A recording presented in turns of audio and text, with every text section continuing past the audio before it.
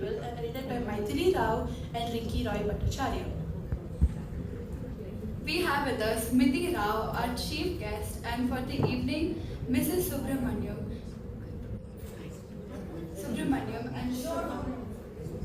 and Subha Sanjay. It's okay. Hello, Sanjay URS, chairperson of Mysuru Book Club and from Bombay 8 years ago, now happily calls herself a Mysuru. I now request my co-host to introduce Shiva ma'am. So, she founded a Mysuru Book Club's charitable trust in 2010, which has now grown into a vibrant community with hundreds of members across multiple groups: children, students, young adults, and women of Mysore. Our chief guest, Mr. ᵗᵒᵒᵏ. The happy task of introducing Padma Shri Subbaraman.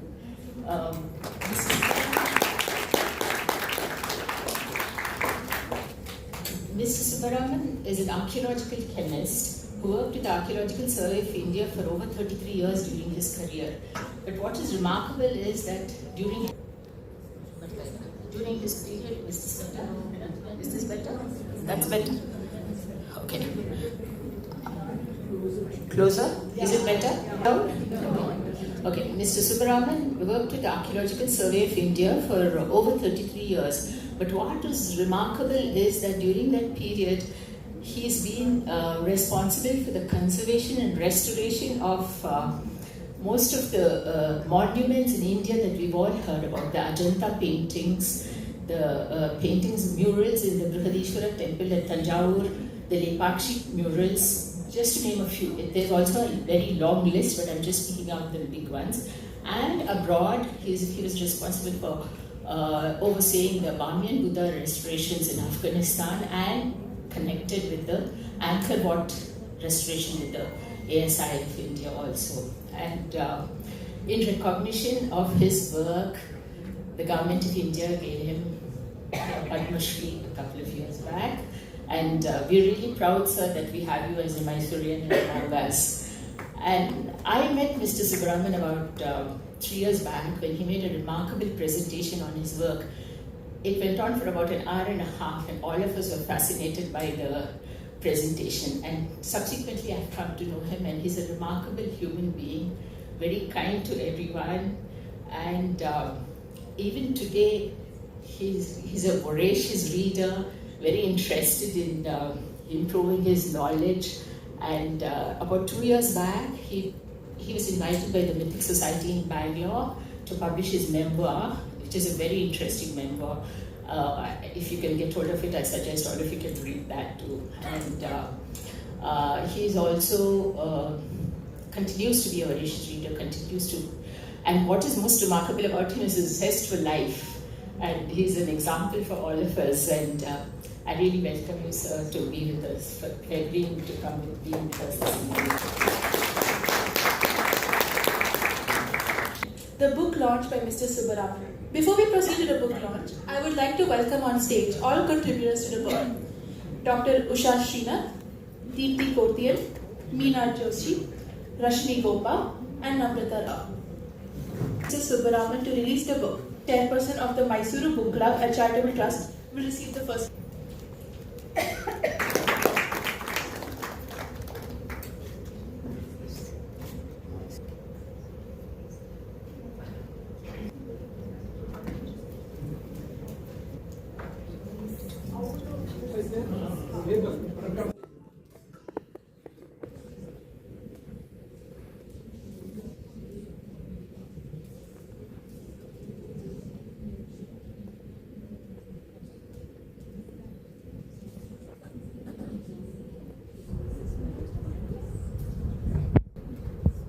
Am I audible?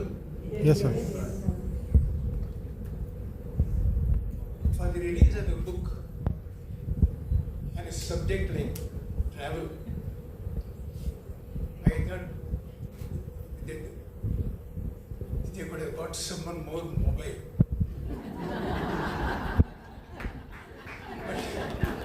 But on my side, of course, I am delighted to be here.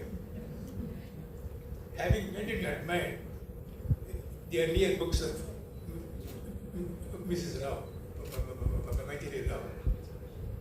I deem it an honor to be asked to do this task this evening. Thank you. They call this an anthology of travel tales, but I would call it a tapestry, beautiful tapestry of travel tales and close encounters. Number of stories of high contextual interest, some heartwarming, some positively moving, and others about challenges faced in the world. I really enjoyed reading the book. You will know more about the stories by and by. And the book also takes me back to my own traveling days. I had a lot of traveling to do in the Archaeological Survey of India. Mostly it used to be by train. In the earlier years, in every train journey, I used to buy a P.G. Woodhouse book in the railway stop. In those days, it used to be Higginbotham's. It's not changed now. That way I could build up a good collection. While it was my travel journey. These days, traveling to New York or San Francisco has become as commonplace as going from your living room to the kitchen. But it was not like that in the 60s. In the 60s, going abroad still had a way of the exotic about it. And then the prestige attached to the term foreign return, it was still there. It had not disappeared. And my first trip abroad happened to be by sea, as accurately predicted by an amateur astrologer a few months earlier.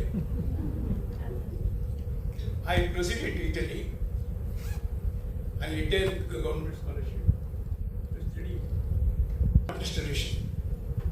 So I put on a ship at Cochin, a Lloyd Christian ship, Cochin, and after 15 days I landed in Naples to stand on a foreign soil for the first time.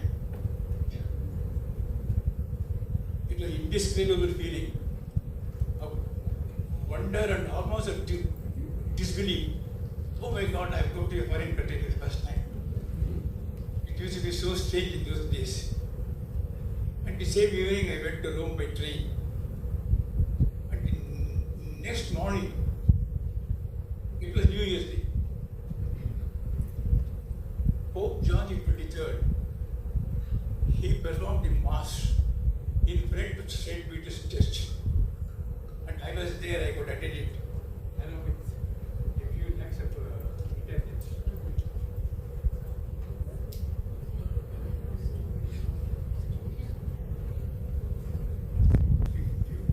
Thank you very much.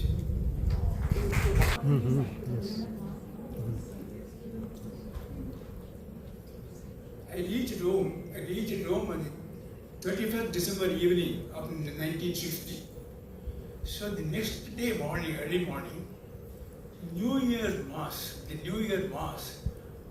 was performed by Pope John in front of the St. Peter's Church. So I had the opportunity to be there to see that. So a very memorable experience indeed. And Pope John was canonized later. He was one of the very few popes who were canonized.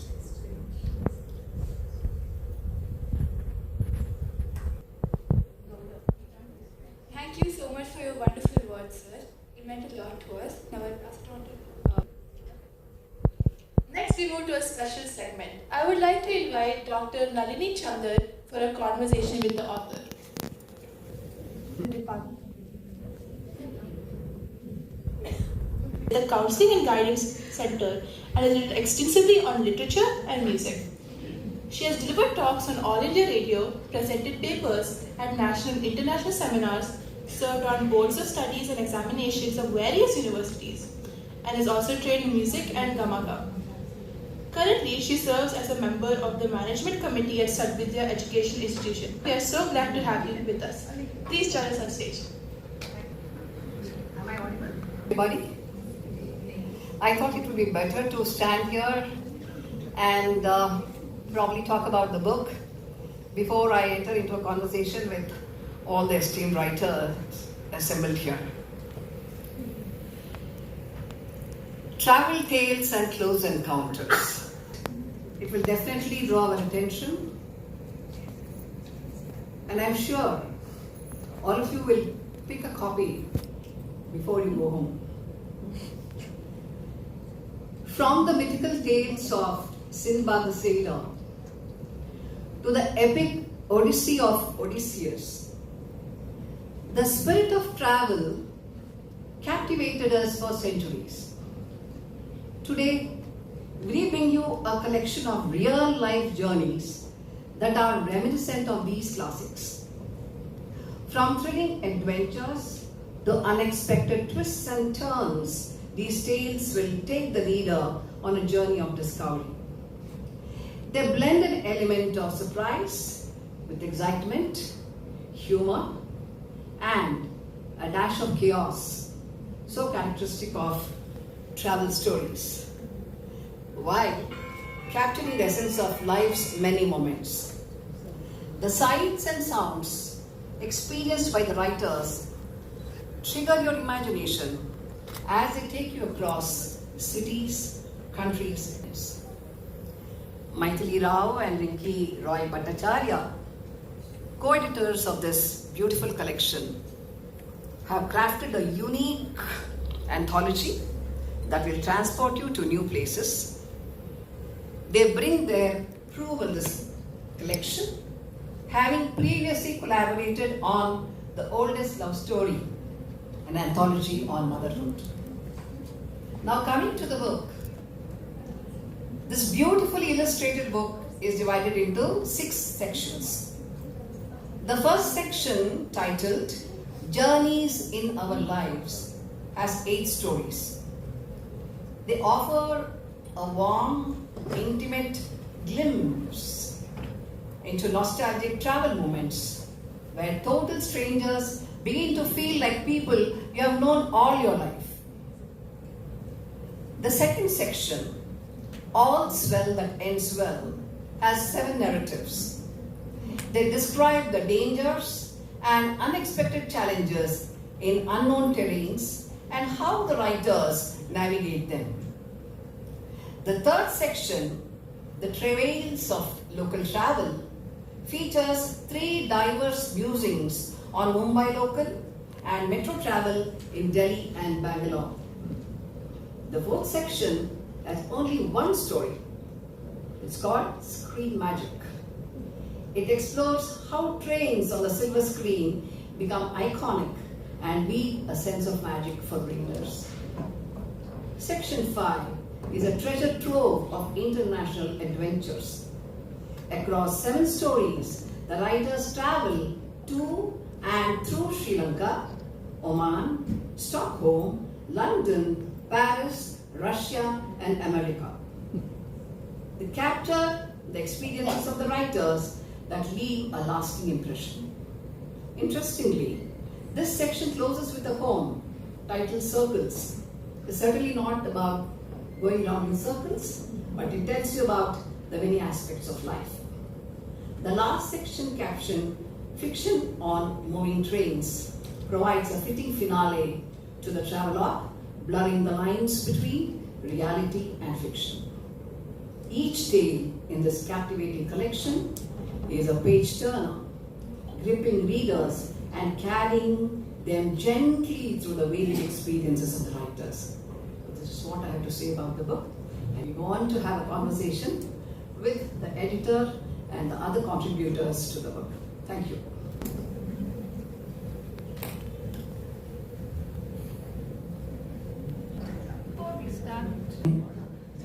Before we start the conversation, I would request ᵗᵃ to introduce all the contributors who are here with us.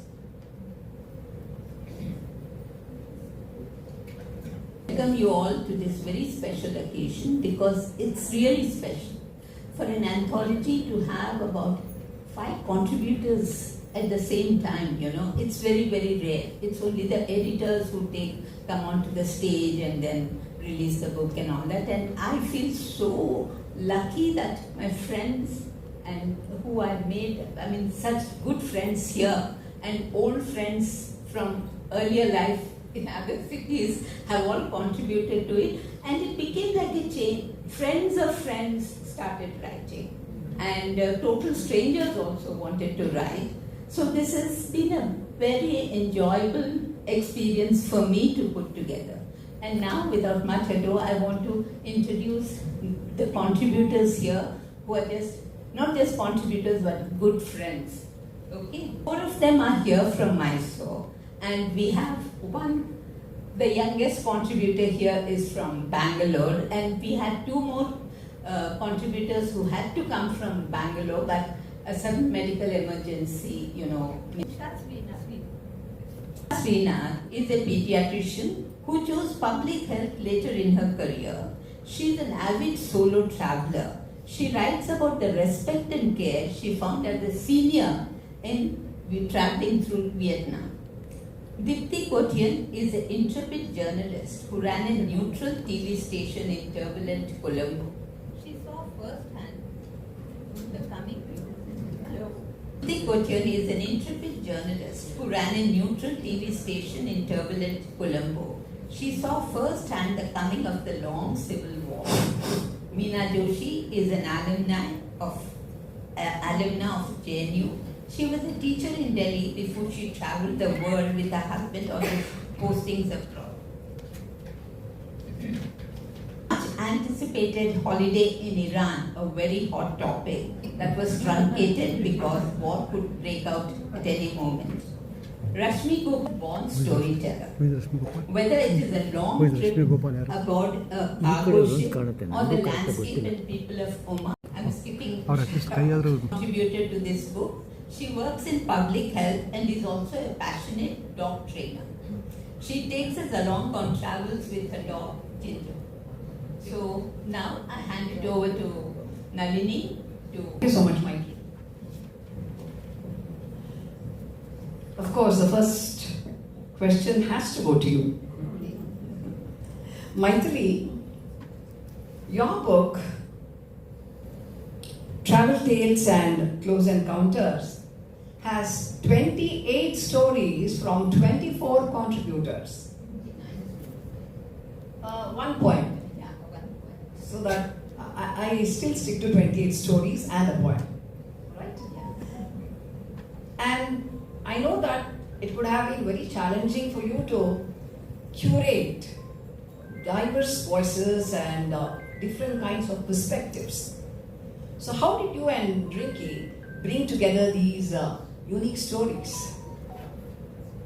I would say it was like an organic process. I think every story has a genesis somewhere, and I feel that travel stories began with a journey, and it was an irritating journey, a bus journey, where I had a very inquisitive woman sitting next to me, bombarding me with personal questions, and I was trying to, take my Kindle out or try to fall asleep, pretend that I was asleep. But then it made me think. I said, why are we always, nowadays travel seems to have lost that old zest that we remember from childhood. Now we retreat behind our devices, but don't make friends all that spontaneously as we used to do earlier.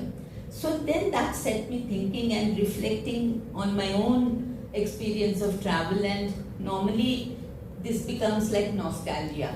So I went back to the childhood long train journeys where my mother would share food and family stories with total strangers, and we would, and then we would never meet them again in life. But then there was so much of spontaneity and warmth in those stories. Then I asked, then actually I had started thinking of asking people, and Rinki has been a collaborator and a friend from a long time, and she had earlier told me stories about how she longed for a bucket bath in Brussels, and that pristine bathroom, she was afraid to splash any water there, you know. So, and she had told me of that experience, and she was almost arrested in Czechoslovakia as a, like she picked up a Nivea because it was cold, and she was almost arrested as a, a shoplifter. And she was a state-honored guest invited to a film festival. And then she had to pull rank at the, bring out, she was the daughter of Vimal Roy, the filmmaker. So she had to finally tell the people at the embassy who her father was, because she had lost her travel papers also. So you have all these kinds of initially you and new friends, and then you hear their conversations. Then I said, yes, there is a story here. And then some people needed to be persuaded. Some people were ready to, said, oh, I haven't written like this. But I said, no, there's no, you're sharing a personal story. So that's how all these people here, they have been at one of the book releases that Shubha had organized, and it was an NRI couple who were, releasing a thriller set in this IT world. And I met this very dynamic duo of new publishers in this book. It is a story that was set in partition time in Hyderabad, and he's actually my uncle's story. He's from Mysore, actually. He was a lecturer, young lecturer in Hyderabad, Usmania University, and his friend, who's a Muslim, had gone to Rawalpindi to take an interview for a position, and he was newly married, and partition happened. So his bride was left in Hyderabad, and he was that was then Pakistan, and this girl's parents lived in Lucknow. So the whole thing was, he requested him, sent him a telegram, please take her back to Lucknow and restore her to her family. We all heard this story of the journey from Hyderabad to Lucknow, where this very ebullient young woman would have all the Lucknowi nazakat, and then she would offer them pan, she would offer, and her Urdu was very chaste. And there were other people who were saying, आप तो इधर हैदराबाद से है, इतनी अच्छी उर्दू कैसे बोल लेते हैं, kind of a thing. So there were actually 3 incidents he gives of almost, he made her wear Bangal Sutra and, and put on a kumkum and all that, passed her off as his sister.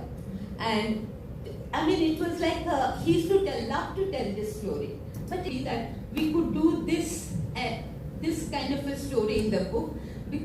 Maithili, the fact that you have contributed 3 stories to the volume and 2 come from Rinki definitely speaks about the synergy between the 2 of you. Now your opening story, Welcome Aboard, invites readers to plunge into the book as you revisit the past and you weave nostalgic moments with vivid anecdotes. If you could recount one of those, I'm sure our friends here would be delighted to listen to you. I don't want to, too many incidents of my husband who had just gone to Canada after we were married. Was from Montreal, he landed in Boston instead of New York. And it was a big laugh. I was thinking it was in the 60s. And there was no big hullabaloo. I was thinking, contrasting that with what would happen if you're caught. A brown man would be caught in a brown plane in these days. But I would like to share another interesting story which my husband used to tell us. He was from a small village in Shimoga in Malnadu.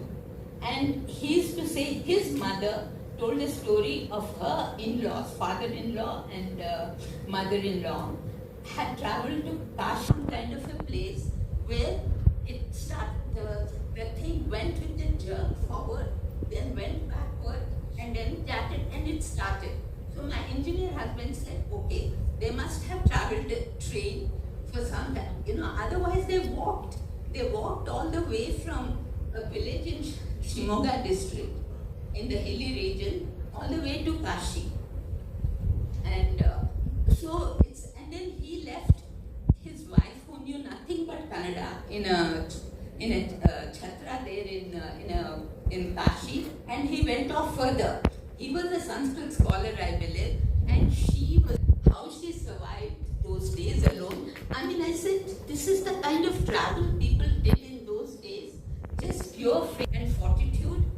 It was amazing for me that this kind of travel happened. And then I remembered other people saying how they went to Badrinath and all that, and they walked up from ᵗ헨ᵉ up to Badrinath.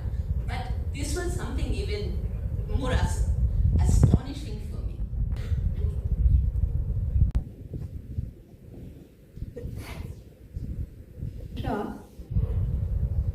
Your story is intriguingly titled A Serendipitous Encounter with Confucius. It's a beautiful eulogy to Vietnamese hospitality. And you write about your experiences in Hanoi and Hue, where elderly travelers are deeply respected and treated with great affection. If you could read a passage or two from your book, I'm sure everybody would love to listen to you. This is in Vietnam. So we had been in Cambodia with family and friends, and everybody had something to do, and they were all going back. And I decided I'd just go on to Vietnam since I'm sitting on the border and do my own thing for the next 2 weeks. And it turned out to be one of the most interesting and exciting travels that I had ever done before. So I start off my essay by saying, Confucius says, a youth when at home should be filial and abroad respectful to his elders. He should be earnest and truthful. He should overflow in love to all and cultivate friendship. As a solo woman traveler in my 60s, Hanoi was my first stop in Vietnam. As was my practice, I had searched out solo women-friendly hotels and arrived at my hotel in central Hanoi. It was her ancestor who had defeated the Chinese army in a border skirmish 500 years back. And the next morning, there was a gift for me at the reception, an artistically packaged tin of Vietnamese coffee with a beautiful handwritten note from my teenage guide that said, "You are very special because you're my first tourist. I was really nervous. You're very friendly, warm and respectable like my grandmother." I sent her an email saying, "Do you remember me?" She said, "Oh yes, I remember you. Now I'm in Ho Chi Minh City, and if ever you come back, I'm going to be your guide again." And so moving from Hanoi to Hue in central Vietnam a few days later, I checked into a modest hotel that served breakfast but had no restaurant. When I came back to the hotel early in the evening, the young woman at the reception invited me to join her colleagues and her for dinner. We cooked dinner. Fusion social philosophy with its accent on respect and honor of older people showed up everywhere. My very first tourist visit in Vietnam to the Temple of Literature in Hanoi, dedicated to Confucius, proved prescient. Confucius certainly held my hand right through my solo wanderings in the foreign land. Thank you. Usha, that was such a heartwarming story. Thank you so much. On to the youngest contributor to the volume, Namrata Rao. Namrata, you have an unusual fellow traveler. Your lovely dog Ginger. Though traveling everywhere with your pet is challenging, particularly when you choose to travel by train, you're very grateful to your dog and also for the time you get to travel, because it helps to build ties with people who are kind, sensible and supportive. I'm quoting from your story. Now if you could tell us something about one of your wonderful. Now would you please your travel stories with Ginger, with our audience? Yeah, so I've been, as you said, very fortunate to be able to travel with my dog and travel with friends, family, travel companions who become friends. it's very difficult to choose just one, I think, but I think I will choose a road trip instead of a train trip for this one, because I was moving from Delhi to Bombay, and I had the train ticket booked and all of that, and then suddenly my flatmate said, should we just drive? We were like, okay, let's go. So we spent like 3-4 days traveling from Delhi to Bombay, and she was traveling onwards. But you know, on the first day we had a tire issue. The second day we didn't have a hotel, so we had to find some place scrambling last minute. And she was the only driver, so obviously she was very tired. And we had a lot of luggage, and Ginger was sitting on top of some suitcase and the broken tire. He had made some kind of makeshift bed. So I think that will always be in my head, because you know, moving homes, that's not easy, and then somehow it became very easy and a lot of fun and a lot of adventure, just because I had, you know, a good friend and a very adaptable dog. So, and we got to... That was a very lovely story. Come to Rashmi Gopal, who has written 2 stories for the volume. Now is titled Living Life in the Slow Lane. Now, living life in the slow lane is unimaginable in the cities where we live. But at sea, on a vast cargo ship, you could sit in meditation like Coleridge's albatross, watching the endless expanse of the sea, the water, day and night. You have evoked the seascape so beautifully, so lyrically, and I just fell in love with your story. Oh, thank you. Now, would you also give the same pleasure to our friends here? The story is on board a cargo ship, and I used to spend 2 to 3 months of every year for about 5 or 6 years, traveling from Japan to Australia to Rotterdam. I have seen all the oceans. I have not seen too many cities. 60 days between Sydney and Rotterdam. If you see 2 ships in a day, it's like a traffic jam. Unless you go to the Straits, when you go to the Malacca Straits or the English Channel, that time you're like, oh, we're going to hit another ship. But these were some of the best times of my life. They were holidays in the true sense of the word. I didn't have to cook, I didn't have to clean. I could just go and see movies all day long. I just had to dress up formally before I went down for a meal. And the first day when I joined ship, I reached there sometime in the morning, and my husband says, come, let's go down for meals. And we go down for lunch, and we have to dress up well. He wears his uniform, I wear a nice salwar kameez, and we go down to the dining room. The dining room has 2 large round tables with 6 place settings in each. And on each plate there was a blue napkin. Each of these napkins had a little notation which gave us the place setting. So I saw a blue napkin saying C for the captain. My husband was the chief officer. So next to the captain was another blue napkin which said CO for the chief officer. And next to the chief officer there was this blue napkin which said so the chief steward called me a cow on the first day. Chief officer's wife. He said C-O-W. Wife. But Must have been aghast. no, the next day poor guy really tried to launder it, and then he wrote C-W on it. But those were really good times. It was time with family. It was like the lockdowns of COVID, only not scary all the time.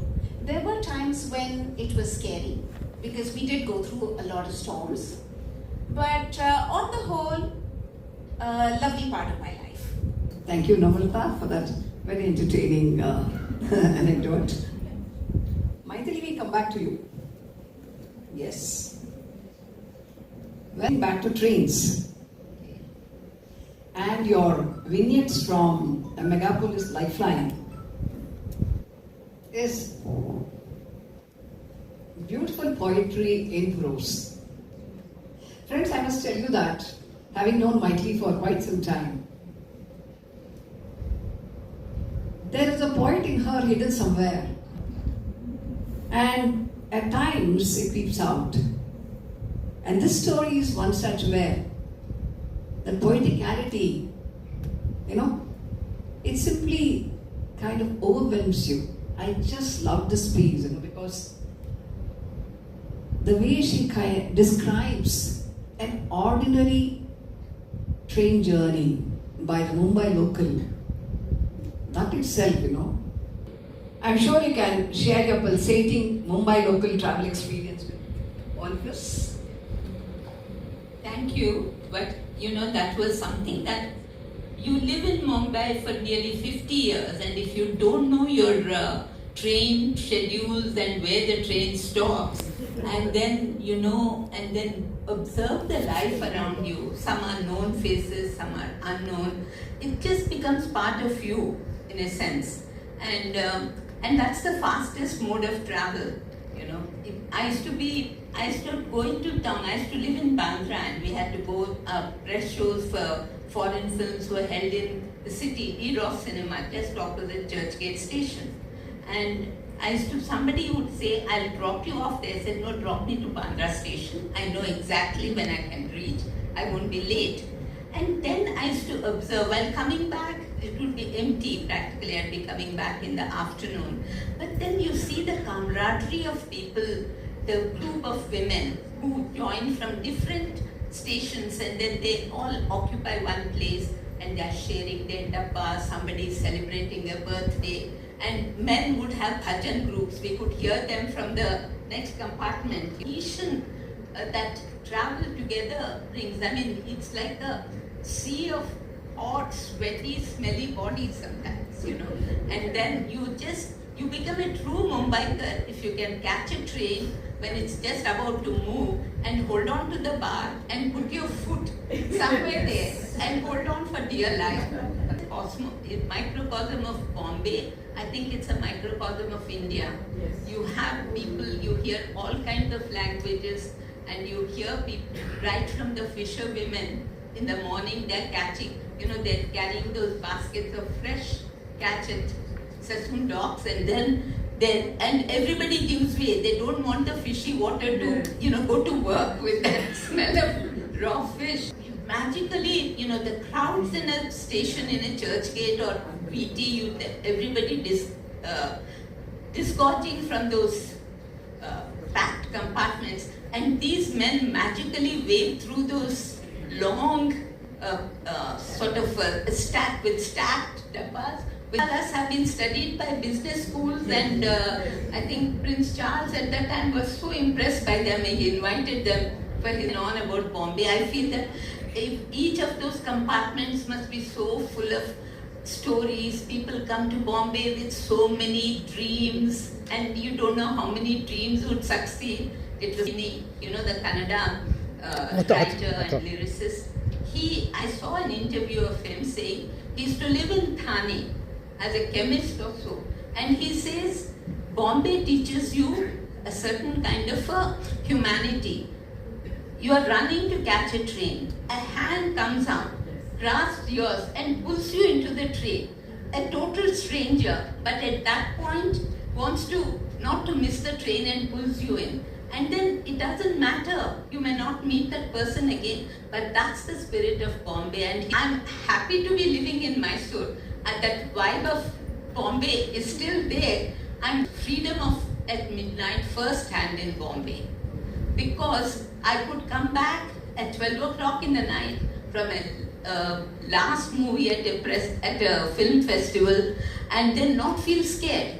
You felt so safe and protected at 12:30 in the night, coming back alone in a train.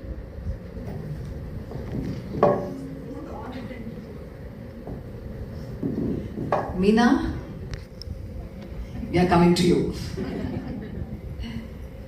Your story of traveling to Iran in April country, its generous people, all those kind souls. You talk landing there on the day of Eid, about family picnics. Now we are exactly 2 years later, the same April, but it's 2026. Iran's story feels prominent and relevant than ever. And we are definitely eager to know the lesser known facets of this great country. And we would love you to recall your short sojourn there for us, Meena. Yes, today and since February 28th, Iran has very much been in part of my life. Every day that I read the news, it brings tears to my eyes. And the threat that it would be sent to Stone Age was the last straw for me. Because the people of Iran that I met, and the one friend from Iran that we have amidst us now in this hall, is just a different story. It's a different story from what I experienced in Israel. And is the real truth about Iran. Iran always fascinated me right from my childhood, from the time we had a chapter on Persepolis and Cyrus the Great. From that day, that images from that history book has remained with me today. And then I was able to see and meet the Shah of Iran and his wife. Of course, as a young child, not even a teenager, I was fascinated by her beauty. Only later, as my political awareness happened, that I realized who they were and what had happened to the country. So my interest in Iran has also evolved over the years, and I have become more and more politically aware of what is happening there. I did meet a few Iranians when I was traveling, when I was in Austria. Did get a taste of Persian food, which I have always loved. But being in Iran was something different. Now, the journey happened because of a traveler in this hall who is an inveterate solo traveler who can hop onto a local bus in Peru or in Colombia and travel alone. And that's Anita. So she's the one, there she is. And she's the one who said, oh, I'm going to Iran. And I said, Iran? Okay, I'm coming with you. And of course, behind him, all these images were going on in my head and I said this. And I was thinking, it was exactly Masha Amini had been captured, and then she had died in 3 days after for not covering her head. And the women's stories that we had been reading, and also been read some books in our book club, which I really wanted to know what is happening there, and said, let's go. And there were another friend who joined, and we went. Now, tickets were bought, everything was done, but on the 1st of March, the consulate in Damascus, Iranian consulate in Damascus was bombed, and a very senior general of theirs had died. And we knew that there would be a retaliation for this. My husband, who knows a lot about Iran, who's studied the political situations, and Anita's husband, an ex-Air Force officer, both of them encouraged him to just go. This happens Iran always has a problem, the tensions. And then Dorna, our friend here, she also encouraged us and said, just go. And then, of course, there were friends around who were asking, oh, you'll have to wear an abaya, how will you manage, you'll be traveling 3 women alone. And these are the fears which most travelers have. We were reassured by Dorna, no, all you need to do is cover your head, make sure that your back is covered, wear a long shirt. So that's it. Now, the first amazing thing that happened was our entrance at the airport, the immigration. I have traveled to many countries, and the worst ones are, of course, at times you can get caught in the US, and the one in Tel Aviv. Here we thought it'd be a few people in uniform with guns, etc. We went there.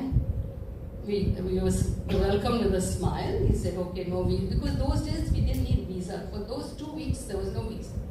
And He just gave us a cursory look at our passport, entered our names, and he said, "You can go."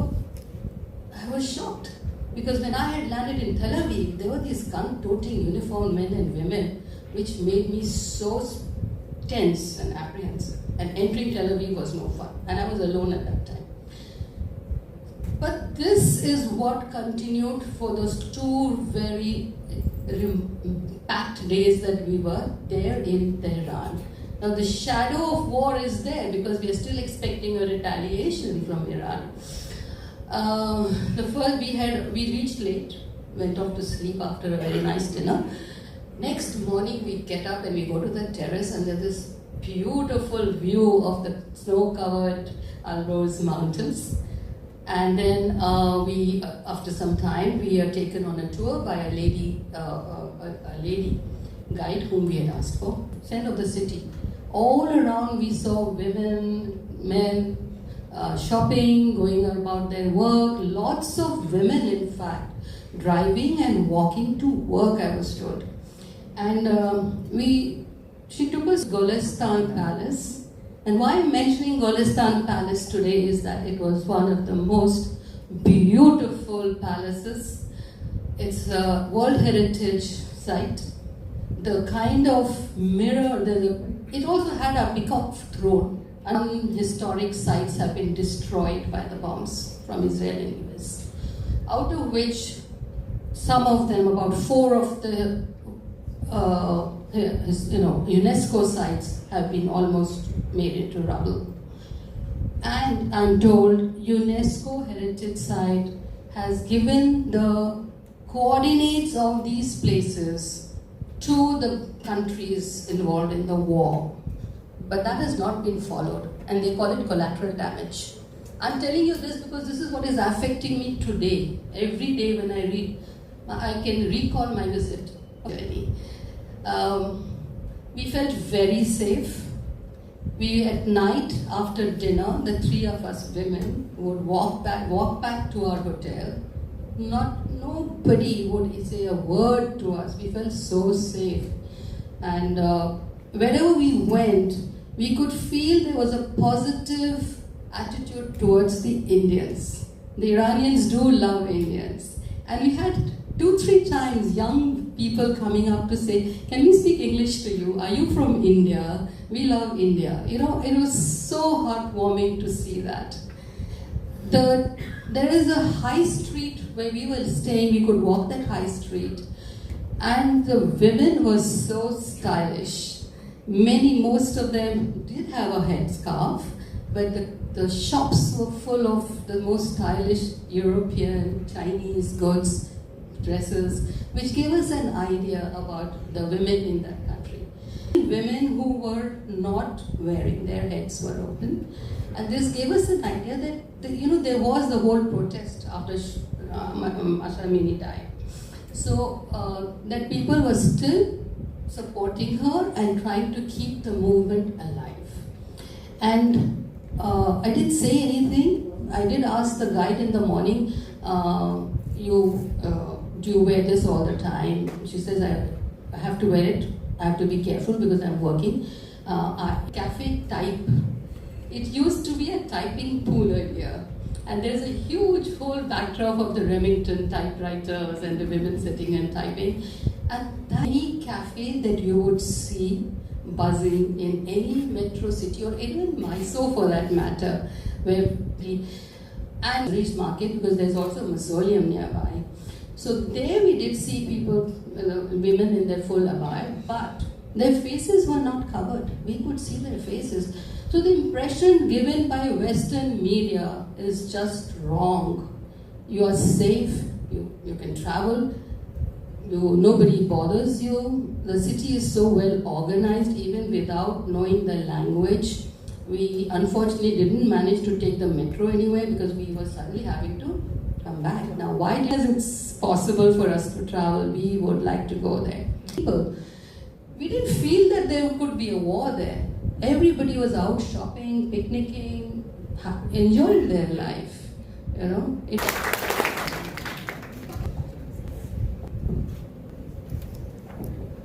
you so much for that very moving account of what you saw in Iran, a happy time that you spent there, and what is happening now. Deepti, we are coming to you, and once again, it's with a heavy heart, I'm sure you think about Sri Lanka and your life there. Your story, from broadcast to Bodhi trees, an unexpected detour in Colombo, revisits the dark memories of the Sri Lankan war and your challenges as a news reporter. Yet, this very graceful piece centered on the ᵜᵃᵃ annual festival and the help you received from unexpected quarters, and then how the story ends with a prayer for peace and an optimistic note, gives it or takes it to a different level altogether. I'm sure all of us would like to listen to your experience in Sri Lanka.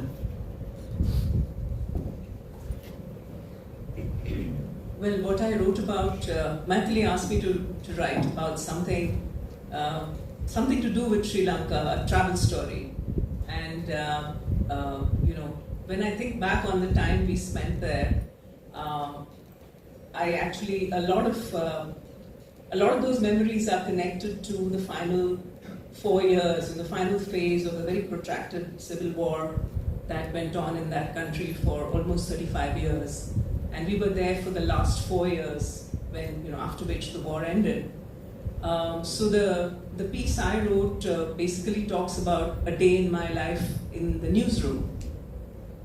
And, life in the newsroom used to be extremely tense those days, because literally we were breaking bad news on the hour. It was a radio and television newsroom, so, we were going live every hour, breaking bad news of either a bomb blast somewhere or a ship being sunk somewhere. And after some time, when you are in the middle of covering a war, there's a certain amount of, you become jaded about the most gruesome violence. So when you're setting the news agenda for the day, if somebody comes with a story that says, 4 people died, and you're like, okay, put that lower down the agenda. There's obviously going to be something much worse happening. And then you realize, how hardened you've become to real, very gruesome tragedies. It was also tense because there was a huge amount of government censorship, which made it a tightrope walk, because on one hand you had to get the news out 24/7, and at the same time there were government strictures where you could report certain things and you could not report certain things. And there was also the entity who were kind of controlling half the country at the time. So if you had a story which brought either party, showed either party in the bad light, you're likely to get a phone call either from the entity spokesperson or the media ministry. So there was always that tension after we aired the news, primetime news every night. And the day I described was a particularly bad day where ActionAid, which was an NGO, 17 of their workers had been killed in a very kind of execution-style killing somewhere in the north of the country. And we had carried that story. And so as I was driving home, every night on the drive at home would kind of calm me down, because everything would be dead silent and the roads would be clear. And so this particular night was I was going home with a heavy heart, and I lost my way. So that's what my story is about. And the way and the reason I lost my way was because the route I normally took had a procession, which was to commemorate a festival called the ᵗᵃ, which was it's a very important day in Buddhism. That was the day the Buddha is supposed to have given his first sermon. So it's commemorated every year, and there's a huge particular temple in Colombo organizes, and it's very kind of festive. So from all those dark streets and very dark kind of mindset, I ran into this procession. I had been warned that this is going to happen, and you better take another route. And somebody had given me a map, and of course, there was no GPS those days. So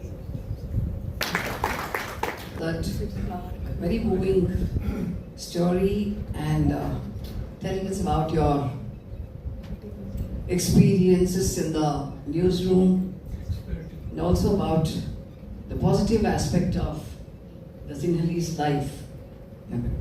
It blossoms and spreads its fragrance even under the dark clouds of war. That's the message that both of you are giving to us, which definitely is what we need at the moment. As an address, and it's Oman. That's a lovely title. That's actually the tagline of Oman Tourism. Yes, I read that. A country full of kind-hearted, magnanimous people who walk an extra mile to make strangers comfortable. And you have narrated quite a few incidents where you experienced the hospitality of the Omanese when you travel extensively across the country. So, an anecdote or two, I'm sure will regale our friends here. Sure. You know where Oman is. But invariably, whenever I told people that I was living in Oman, they'd say, where? I'd say, next to Dubai. I said, okay. So this is a very unexplored gem of a country. It's a large country. It's spectacularly beautiful. It's got 1,800 kilometers of coastline. So the most beautiful beaches.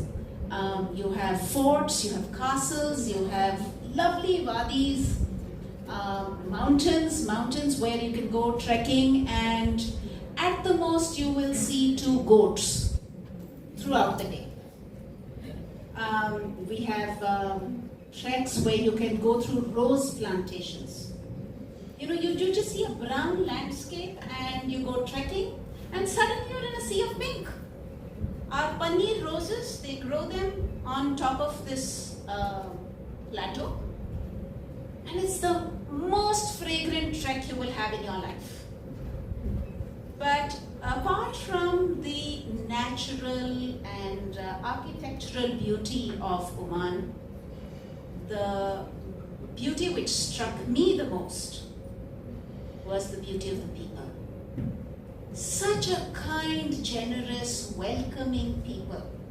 Wherever we went, and we drove quite a bit, we knew that we were there for a short time, so we wanted to make the most of any holiday we had, and we would drive out and explore the country.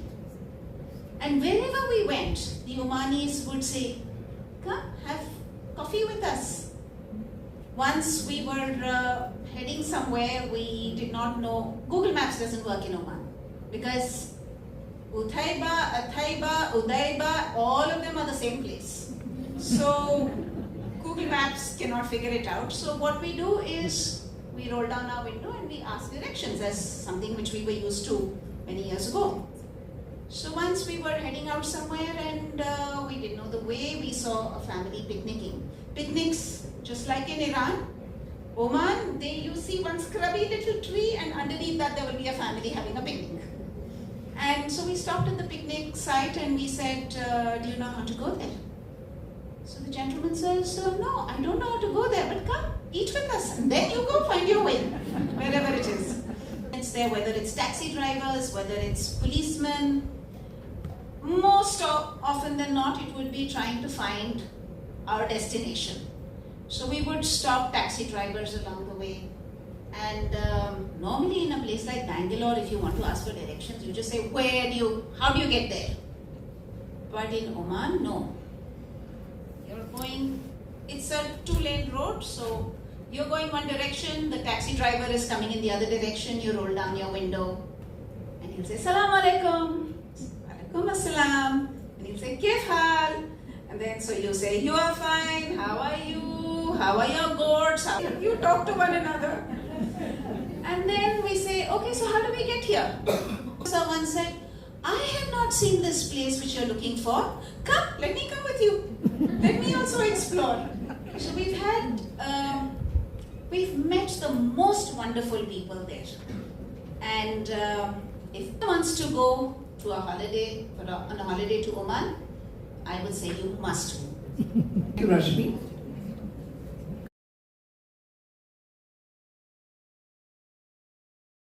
Degrees. Back to the editor, writer, dear friend.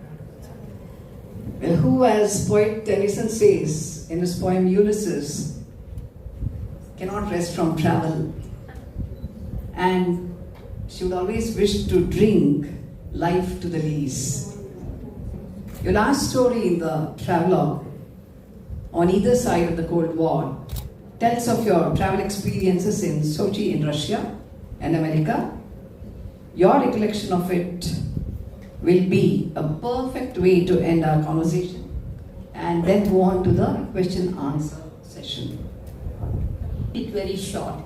This was the time when the first and last time I went to Russia as a member of the ᵗEØS jury, and that itself was an adventure.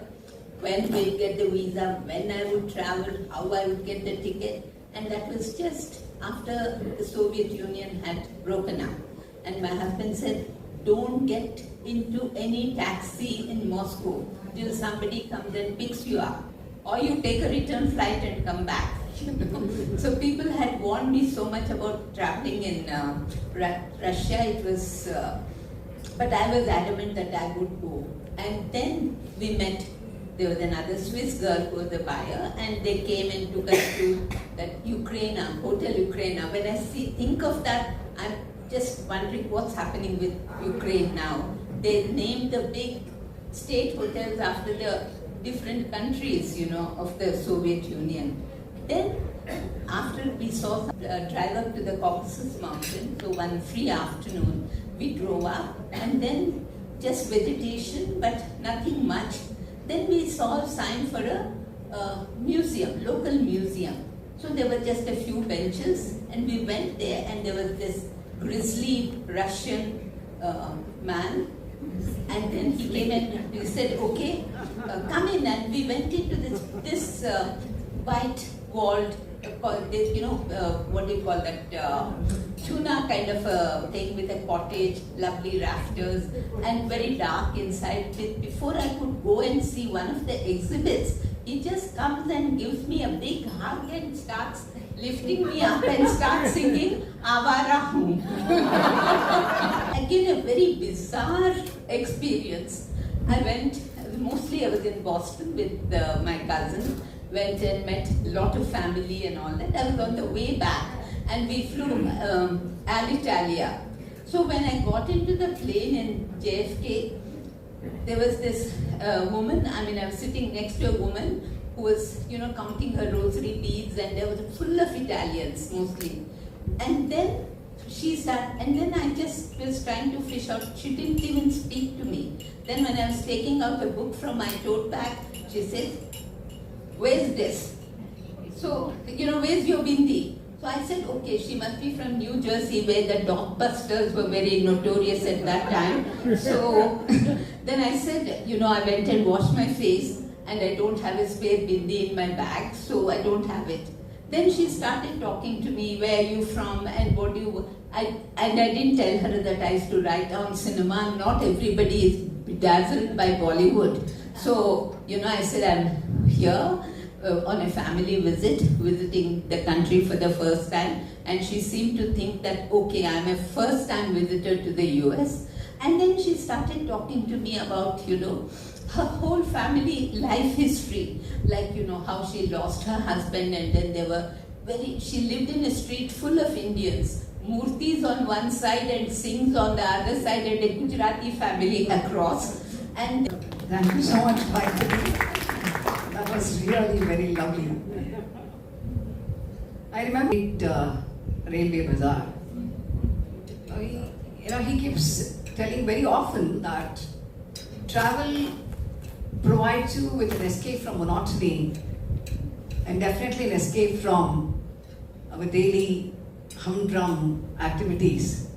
Well, all these lovely ladies did just that to all of us, gave us a respite, gave us a lot of good time, and I need to thank Maithili Rao, Namrata Rao, Deepthi Kotian, Maya Joshi, Usha Rao, and of course Rashmi Gopal for being here with us and engaging all of us in a very interesting and educative conversation. Thank you so much. And now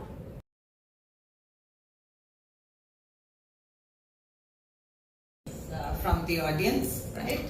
So we just quickly do a vote of thanks and then we'll go on to the questions. Well, I'm sure all of you, that was such a wonderful discussion that we, talk and discussion that happened. Stories from amazing ladies, right? It was such a wonderful, it's been a great pleasure. We are very happy and humbled to be releasing this book, which there's been a lot of contributions from our book club members. And I would like to thank all of you, Maithili Rao. I'm sure it's been a wonderful evening for all of us. I would like to thank all of you once again, all the audience members for being here in such large numbers. I would like to thank the media for being here to cover this function.